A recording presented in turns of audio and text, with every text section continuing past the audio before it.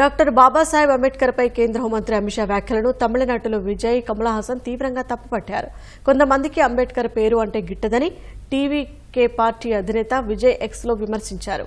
అంబేద్కర్ భారత పౌరులందరికీ స్వాతంత్ర స్ఫూర్తిని రగిలించిన సాటిలేని రాజకీయ మేధావి అని విజయ్ పోస్ట్ చేశారు. అంబేద్కర్ అంబేద్కర్ అంబేద్కర్ అంటే మనస్సు పెదవులకు సంతోషంగా ఉంటుందని విజయ్ పోస్ట్ చేశారు.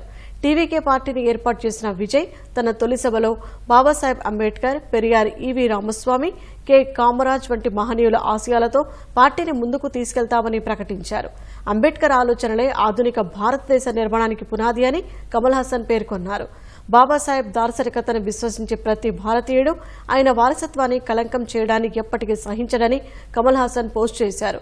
రాజ్యాంగాన్ని స్వీకరించి 75 ఏళ్లు పూర్తయిన సందర్భంగా పార్లమెంటులో అంబేద్కర్ ఆలోచనలపై అర్థవంతమైన చర్చ జరగాలని ఆయన సూచించారు.